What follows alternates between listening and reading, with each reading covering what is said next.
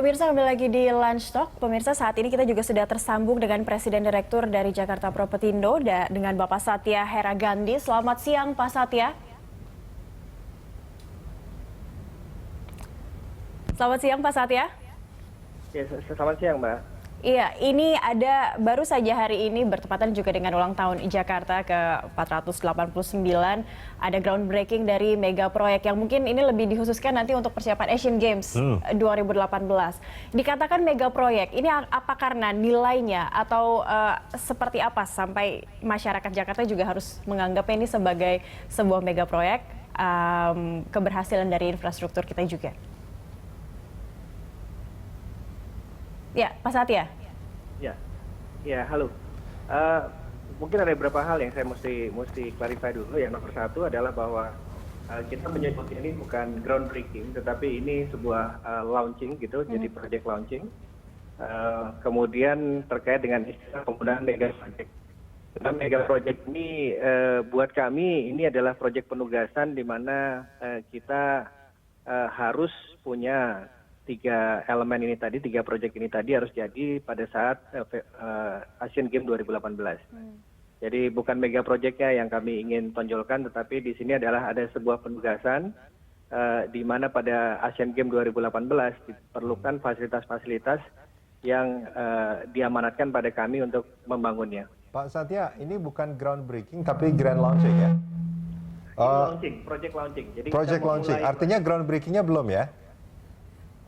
Tergantung definisinya. Buat kami ini dimulainya sebuah pekerjaan besar yang harus kita selesaikan sebelum Asian Games 2018, Mas. Oke, paling nggak kayak gini, kalau kita bicara soal proyek pembangunan infrastruktur, kalau buat saya itu orang awam, groundbreaking itu ada sebuah proses peletakan batu pertama paling tidak sehingga bentuk fisiknya itu sudah dimulai. Kalau ini belum sama sekali atau bagaimana? Ya. Yang sudah kita lakukan adalah bahwa di semua lokasi yang kita sedang bangun itu pekerjaan-pekerjaan fisiknya sudah dimulai. Sudah dimulai. Artinya pekerjaan yang terkait dengan land clearing, pekerjaan-pekerjaan yang terkait dengan soil investigation test, terus kemudian pemadatan tanah, penggalian dan lain sebagainya ini sudah dimulai. Okay. Nah, pekerjaan-pekerjaan yang kita harapkan akan berlangsung segera mungkin juga adalah pekerjaan yang kita mulai erection gitu ya, site erection, di mana kita bisa pasang pile, kita bisa pasang structure, kita bisa pasang yang lain-lain. Kapan itu Pak Satya? Segera setelah proses awal ini dimulai dan selesai, Mas. Proses awal kira-kira sekitar 3-4 bulan. 3-4 bulan, artinya sekitar sekarang, bulan September nanti baru akan dimulai. September, Oktober itu kita mulai lihat cor-corannya mulai naik lah. Ini yang velodrome atau yang equestrian? Semuanya, Mas. Semuanya. Apakah itu bisa selesai? Ini kalau saya tidak salah, untuk yang velodrome harus sudah selesai sekitar 2017. Yang velodrome itu semuanya harus selesai sebelum Asian Games 2018. Okay. Untuk equestrian, perencanaannya karena itu bangunannya kita melakukan perubahan, itu timingnya lebih cepat. Jadi mereka bisa mengatakan bahwa mereka bisa melakukan itu dalam 14 bulan. Yeah. Okay. Jadi 2017 kalau yang equestrian bisa diselesaikan. Tapi untuk velodrome dengan LRT itu memang sekitar Juni-Juli 2018. Baik, Pak Satya, ini kalau dikatakan sebenarnya merenovasi juga karena velodrome dan equestrian sebenarnya sudah ada sejak lama. Akan ada pembuatan yang lebih dengan standar internasional dan juga modern untuk kawasan ASEAN. Akan seperti apa bentuknya dan perubahannya nanti? Untuk kedua venue tadi, baik velodrome atau equestrian, kami terikat dengan standar internasional yang berlaku dan ditetapkan untuk masing-masing venue tadi. Jadi untuk velodrome itu misalnya banyak detail yang terkait dengan bagaimana memiliki velodrome berskala internasional. Oleh karena itu makanya vendor yang membantu kita dalam konteks ini itu kita gunakan juga vendor yang saat ini sedang membangun di Rio dan juga punya pengalaman untuk membangun di event velodrome yang sama di London maupun di Queensland. Baik. Ya, Pak Satya, ini kalau kita bicara soal pembangunan ini kan kisruhnya di bulan-bulan sebelumnya eh, banyak banyak terbaca sebetulnya oleh publik bahwa Jack Pro dikatakan tidak sanggup untuk melaksanakan proyek ini karena waktunya yang terlalu singkat dan segala macam. Itu sebetulnya gimana Pak Satya? Faktanya memang waktunya terlalu singkat. Jadi kalau kita berdiskusi dengan teman-teman yang berkiprah di dalam industri ini, contohnya misalnya Velodrome begitu, kalau Anda bicara dengan mereka ini, mereka akan sampaikan bahwa di London itu mereka butuh waktu 4 sampai 5 tahun untuk membangun velodrome dengan skala internasional. Nah, tetapi show must go on. Jadi pekerjaan ini masih dilakukan dan dalam proses pencarian terhadap pihak-pihak yang bisa membantu kita, itu alhamdulillahnya bisa membantu kontraktor dan teman-teman yang bisa memastikan ini bisa dibangun dalam jangka waktu yang kita butuhkan. Oke, Pak Satya, maaf, saya juga dulu pernah kuliah teknik sipil, tapi nggak pinter-pinter amat, Pak. Cuman bayangannya jadi kayak gini, Pak. Kalau kita membangun sebuah infrastruktur dengan kualitas yang sudah ditentukan, dan menurut perhitungan ini bisa dikerjakan kalau tadi contohnya dari yang Pak Satya katakan ini bisa selesai dalam 4 dalam 5 tahun, dan ini dipepetkan menjadi 1 tahun lebih seperti itu, maka akan ada yang dikorbankan di sana, kualitas misalnya. Ya. Ini harusnya pertanyaan yang Anda ajukan pada saat kita memiliki sesi pengumpulan data dari stakeholder. Jadi kurang lebih sekitar 1 bulan yang lalu kita mengumpulkan para stakeholder untuk mendiskusikan desain dan kemudian fungsi-fungsi yang dibutuhkan di dalam memiliki fasilitas seperti velodrome yang diinginkan. Gitu. Dan salah satu pertanyaan yang muncul sama persis. Ditanyakan kepada IS Global sebagai kontraktornya waktu itu, kalau dipadatkan menjadi 2 tahun, apakah ada kualitas yang turun gitu? Dan waktu itu jawaban dari IS Global, tentunya kualitas itu menjadi ini utama mereka, perhatian utama mereka. Yang mereka coba lakukan adalah berbeda adalah mereka menggunakan modul-modul sistem gitu, dimana dengan modul-modul sistem ini tadi pembangunannya bisa dipercepat. Termasuk juga penggunaan rangka-rangka atap yang menggunakan membran, sehingga tidak perlu konstruksi yang sifatnya masif. Tapi sekali lagi, ini yang jagonya memang dari kontraktornya, Mas. Saya sendiri juga kebetulan bukan orang teknik sipil. 1,5 sampai 2 tahun ya. Itu kalau kita berbicara untuk venue antara velodrome dan equestrian, itu juga berlaku nantinya untuk pembangunan LRT, karena memang keberadaan LRT ini akan menyokong penggunaan 2 venue ini.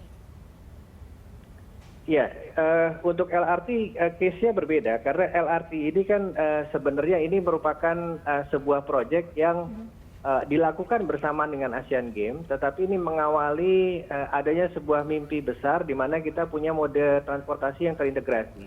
Jadi LRT ini tidak bisa kita pisahkan tersendiri bahwa ini LRT system gitu, tetapi ini harus dilihat dalam kaitan LRT sebagai mode bersama-sama dengan BRT dan MRT. Pak Satya, di studio juga ada Pak Yayat Supriyatna ya. Pak Yayat, ini kalau kita melihat apa yang disampaikan oleh Pak Satya, sebetulnya cukup percaya diri bahwa ini akan menjadi sebuah venue yang menarik sebetulnya. Betul. Gimana Pak? Saya sependapat bahwa ini kita punya constraint-nya di waktu. Karena ini tadi kan secara normal kita di London tadi 4 sampai 5 tahun. Memang pembangunan tuh sejak awal harusnya tidak ada kendala. Kita kadang-kadang kan ini ada persoalan besar ketika ada momen besar tapi waktu yang diberikan sangat terbatas. Yang kedua, ini kan tidak sekedar membangun satu simpul saja. Seperti katakan untuk LRT itu kan harus interconnected. Bagaimana sebetulnya antara Kelapa Gading nanti dengan velodrome bisa interconnected dengan sistem jaringan LRT lainnya. Nah, ini yang menjadi tantangan paling besar. Saya sependapat bahwa dari sisi kualitas bangunan bagaimana keamanan dan keselamatannya. Karena kita juga punya belajar dari stadion sepak bola di Bandung ya, Gede Bage itu. Ternyata banyak konstruksi yang ya mungkin karena cepat dan sebagainya. Saya mudah-mudahan ini tidak terjadi ya di kita ya. Memang sangat punya hal-hal yang sangat riskan. Nah, kalau saya mengatakan bahwa ada bagusnya ini terkait dengan upaya percepatan, perlu juga ada pengawasan yang lebih intensif di dalamnya. Sehingga saya khawatir uji konstruksinya juga betul-betul kualitasnya terbaik, sehingga ketika ini dilakukan uji coba atau dimanfaatkan tidak menjadi bahan ya polemik lagi ke depan. Apalagi kan momennya momen dunia lah, momen Asian Games ya kan. Jadi seluruh mata dunia pasti akan melihat kalau ada hal-hal yang kurang atau kesalahan. Saya ingat ini kasus di Brazil lah. Ketika akan ada Piala Dunia waktu itu, orang bertanya-tanya mampu tidak menyelesaikan stadion-stadion yang tidak terselesaikan ini gitu. Ya, dalam waktu yang singkat. Dalam waktu sesingkat-singkatnya. Kemudian dipertanyakan juga dengan sistem public transportnya. Ya, disinilah yang paling penting rasa percaya diri dari misalnya di sini PT Jakarta Propertindo, kemudian kontraktornya yang menjadi ini garansinya apa kalau terjadi sesuatu yang katakanlah tidak sesuai, ada kebencanaan, ada kegagalan bangunan, ini garansinya apa kalau ini terjadi. Tapi saya mengatakan saya kira ini dari sisi schedule perencanaannya harus padat ya, karena ini kan baru launching ya. Kita belum langsung padat, walaupun nanti di sini untuk velodrome sama itu ada rekonstruksi baru, tapi saya kira pasti akan merombak total kondisinya karena tuntutannya adalah standar internasional. Oke. Nah, itu kalau kita melihat ini pembangunan ini memang momennya adalah Asian Games, Pak Yayat. Tapi kan harapannya setelah Asian Games juga bisa bukan dimanfaatkan. Ya, bukan setelah itu selesai gitu. Saya melihat, mohon maaf, ini ada kurang sedikit guyup lah. Artinya panitia nasional dengan di tingkat pemerintah daerah kurang. Sekarang seperti sekali lagi ya, di tingkat nasional saja terpaksa ini juga dikebut, dibentuk tim khusus. Karena selama ini memang di kita ini belum mampu membangun stadion baru ya. Kita baru melakukan renovasi total untuk Gelora Bung Karno. Bayangkan Asian Games tahun 62 masih kita pergunakan sampai sekarang. Kalau negara-negara lain pasti sudah lebih bagus lagi stadion barunya. Kita jangan sampai kayak Vietnam. Vietnam kan akhirnya angkat tangan kan. Udahlah serahkan. Akhirnya kita sanggup untuk. Dan sebetulnya ini kesempatan Vietnam sebetulnya untuk Asian Games. Jadi sekarang menjadi tantangan dengan waktu yang 2 tahun ini. Jadi jangan sampai kayak SKS lah, sistem kebut semalam. Yang penting jadi, tapi aspek keselamatan, keamanan, bangunan menjadi masalah besar. Karena ini sekali lagi kalau sukses dia dengan desain baru, dengan tadi dikatakan modul-modul baru dan memberikan garansi yang bisa diberikan jadikan jaminan keselamatan, lah no problem. Tapi pertanyaannya siapa menjadi tim evaluatornya, tim evaluasinya? Saya kira pemerintah perlu dilibatkan lah, atau siapa saja tim independen untuk melihat.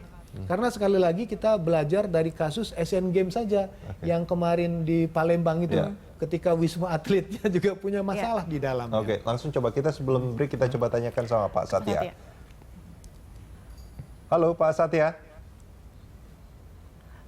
Nampaknya hubungan telepon sudah terputus dengan Pak Satya. Kita akan kembali lagi di segmen berikutnya. Pemirsa tetaplah bersama kami di Lunch Talk.